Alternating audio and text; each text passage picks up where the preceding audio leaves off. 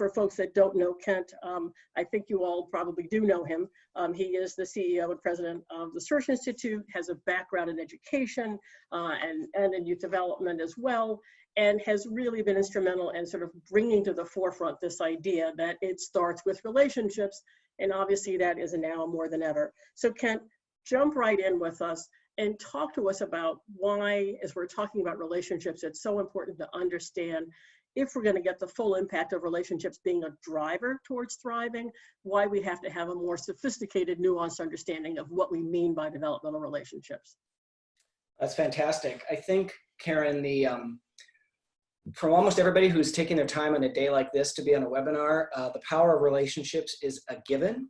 And it's something that we've dedicated all of our research to at Search Institute. And for those of us who've been thinking about this stuff for a long time, whether you're a researcher or a practitioner, we are living through an unbelievable moment of both crisis and opportunity.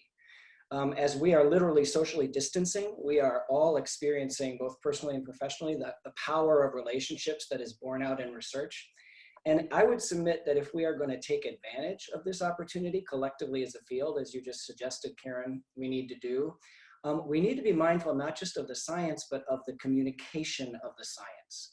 And so I want to plant one seed with all of you who are out there today, that as you are thinking both about using technology to build relationships in the interim, but especially as you look ahead to reopening of schools and youth programs next fall, which will happen at some point, we need to be attentive not only to the kind of analytic and intellectual work that the SOLD Alliance is doing, which is fantastic, but to how we convey it. So very briefly, what you see on the screen there are the 5 elements of a developmental relationship that have emerged from Search Institute's research. And we can show empirically that when kids experience relationships that are characterized by high levels of those 5 elements in families, in schools, and in out-of-school time programs, their outcomes are better, their risk behaviors are lower, and they're more on the path to thrive. But we knew going into this research that not only we, but many experts are prone to put all of their eggs in the basket of their content, and they don't think deeply about the communication of that content. And so we concurrently discovered a wonderful organization called Frameworks Institute, based in Washington, D.C., that does think deeply about the communication of this content. And so we partnered with them on a multi-year project of applied research to understand not just how we understand the science of developmental relationships, but how we think about the way that especially the public perceives relationships. And we learned some lessons, and we developed a tool that I'll kind of just quickly share with you here. One difficult lesson we learned is that when we rush straight into talking about the kind of elements you see there on the screen, or frankly, the kind of graphs that we just briefly looked at, we lose a lot of people. And we don't lose them just because it's wonky stuff that has a lot of words on screens. What Frameworks research, which is both quantitative and qualitative, showed us we lose is that for many in the general public, when you mention relationships in kids' lives, their mental model is of the primacy of the family relationship. And that if the relationship a kid has got at home is positive and nurturing and caring, they're probably very likely to succeed in life. But that, and critically for us, if the relationship is perceived as dysfunctional or uncaring, that there's not much that a teacher, a youth worker, a mentor, somebody can do, because the public perceives those relationships as so much less powerful than the relationships in the family. So for a bunch of applied researchers like Search Institute, our immediate reaction to that problem is, we'll show you more data and we'll give you more analysis.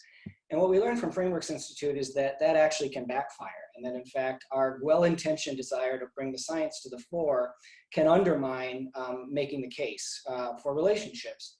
And so if we flip to the next slide briefly, what Frameworks helped us think deeply about was the power of metaphor. And what you see right there in that picture of a tree with some roots is what we think is a pretty powerful metaphor for the role of relationships in youth development. I gotta say before I share this, that this metaphor beat out the one that I and other researchers fell in love with and have been using, which is that developmental relationships are like fluoride in toothpaste. In particular, Junlei Lee and Megan Julian did a great article a number of years ago, and they took that metaphor and really built it out to be the active ingredient in any youth program or intervention for kids. So I ran around the country and put into articles and even wrote an article that was a response to their article called Finding the Fluoride. And when Frameworks tested that metaphor, they found it doesn't fly. It doesn't seem organic enough. It seems too productized. And even the cavity fighting properties of fluoride didn't connect. And long story short, what Frameworks Institute came up with was this very organic metaphor of the roots of a tree. It could be a plant too, but we're building on the tree. And that those roots are the relationships in kids' lives. And so you have a lot of roots, it's a web. You can have deep roots, maybe those family relationships, but the smaller, shorter roots also matter dramatically. And when those roots are strong, they actually can help the tree, the young person, grow and thrive and withstand the storms that life throws at them. And then finally, the reason we think this metaphor is what Frameworks would call a generative is that it doesn't stop with the tree. The soil within the roots are growing. If it's full of toxins, it is going to influence the development of that young person. But if it's full of nutrients, if it's full of the kind of environments that the Sold Alliance is urging us to create, the roots are stronger and the young person's more likely to thrive. And so we're trying hard in our work to build on this metaphor. We're even playing with the leaves being the social, emotional, and other competencies that kids need to thrive. And we're also beginning to think not just about metaphor, but story as another way. So if I had one big takeaway to urge people as we all try and seize this moment of opportunity to elevate relationships in the public discourse and frankly, public and private investment in relationships, so we got to think as creatively about the communications as we are about the content. I love this. I mean, it's perfect because, you know, as you said, those roots are showing the relationships. They're so varied in both their directionality, their size, their length. You can think about the taproot as being the root in the family. Those taproots can get damaged, but if you have enough other roots in the root system, the tree can still stay healthy. And so it's a wonderful metaphor for the relationships with that soil being the context. And then clearly the tree is young people thriving with all of the complex elements. So I hope we can work with that and that you'll let us work with that all together as a wonderful way to sort of bring these ideas together and think more robustly about what they all mean. Let me ask Robin to sort of get herself unmuted and put her video on, because it's really interesting that the decision that you made to sort of get Frameworks involved to say, we're making all of these, just doing this wonderful science translation and making all of these analogies and making all of these graphs and images, but do they really work? And how do people who are really in the mix of doing this work see them?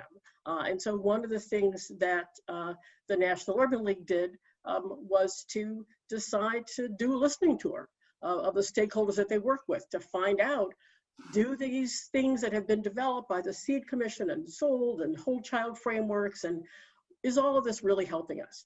So Robin, come on screen and tell us a little bit about the listening tour and give us a little bit of a sense, if you can zoom in, because I know you have a lot of information, but we don't have much time. If you can zoom in on how these things really were responded to when you showed them to parents and families.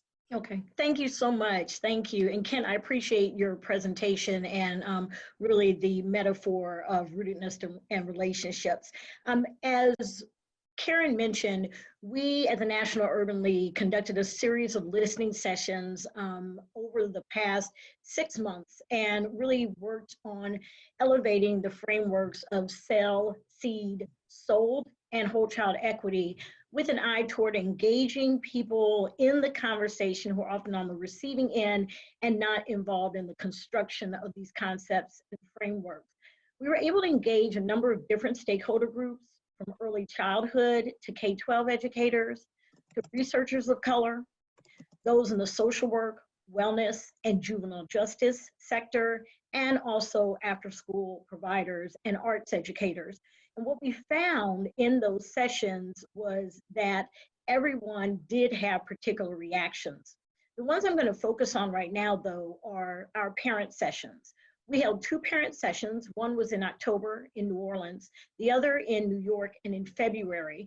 And over the course of those 2 sessions, as parents looked at the variety of frameworks, some of which have already been presented this morning, 4 questions kept coming up. Who is implementing this framework, and were parents included in the creating of it? Where is there an acknowledgement of the historical inequity and the need for cultural context in these frameworks? What's going to happen if an adult doesn't get this right? Where's the accountability? And where do I, as a parent, a grandparent, or a parenting adult, fit in the process? So it was really good to hear that the Search Institute, through their work, has really a clear focus on testing out the utility of these messages and tools, both for parents and the public, and that they're thinking about how to bring this information directly to families. As they do that, we would really want to, again, encourage them to think about what we learned from the parent sessions. And there are 5 things I want to focus on. One is that safety of mind, body, and spirit is paramount for parents so that the child can learn and thrive. That safety cannot be fully actualized if there are not opportunities for parents to be able to co-create his or her relationship with that institution. That the lack of connections and alignment actually perpetuates an unsafe environment for that child. And as such, it is important to remember historical context, seek understanding of that context, and co-create meaning with family, with community. And most importantly, involve parents in the process of creating the social emotional approaches, implementation, examination, reflection, and growth of those processes. We believe that the 5 developmental relationships, the elements that were highlighted, are absolutely important and spot on. As we think about co-creating meaning and opportunity for parents and families, we encourage everyone to really be intentional about where parents fit in this picture, all parents. We can extend things like developmental frameworks into the parent-child relationship. These same steps extend not just to the youth, but to the entire family unit. These elements exist and need to be supported in both realms of that child's experience, and that the challenge, opportunity, and request that came for the parent sessions is something that we can all act upon. So we really see this as an opportunity to deepen our understanding of the complexities of developmental relationships and what comprises that, to share information with those parents, and to co-create possibility with an eye toward accountability and getting this right for our children with an eye toward equity. Thanks, Robin. And I know that that was just a taste of the exciting work that's around framing, around taking these really critically important ideas and getting them to be stickier. So I really want to applaud both Kent and the Search Institute, and Hal and Robin and team at Urban League of going out and finding out if these work and how they work. I know we're about to make a segue into a real break this time, but Kent, I'm going to give you 30 seconds to say, I know that you've been taking these ideas out to families. How do they respond to this more robust definition of developmental relationships? Well, it's a great question. And family work is a huge part of ours. And so absolutely amen to all of the work that we just heard about. We haven't started using the roots metaphor with families. This webinar literally, and one we did this morning, was the national debut of the roots metaphor. So you all were here first, and we'll see if it gets any traction. We were going to debut it at the Forum conference, and so now we did it virtually. But I will say that the 5 elements resonate very strongly with parenting adults, and parenting adults look at them, and actually it is a helpful way for them to think about relationships as frankly beyond caring. Because when we talk to parents and frankly practitioners about relationships, it often starts with and stops with caring, and we know that caring is necessary but not sufficient if it's a developmental relationship. The final thing I'll say too, that I think Robin's comments highlight, is while we know that all 5 of these relational elements are critical for development, they happen differently depending on context, depending upon race, depending on culture. The one that we see that's most obvious is the sharing power piece. Mm-hmm. Parents and adults share power dramatically differently based on their lived experience and culture. We also have recently been looking at some data that suggests the last element of expanding possibilities, which takes us from developmental psychology and relationships kind of into the realm of social capital and networks that help you get ahead. Kids experience that very differently along lines of race, culture, and socioeconomic status. So the 5 elements we think really resonate with parenting adults. It's going to be really interesting to see if the roots metaphor is useful for them as well. Great. Thank you, Kent. Thank you, Robin, for getting this teed up. We know we can come back and do this a lot more and have deeper conversations. There are things going into the chat about opportunities to learn more about the frameworks work. We'll keep you posted as the listening tour information comes out from the National Urban League, and we've also got important information coming out from Ed Trust in the same space.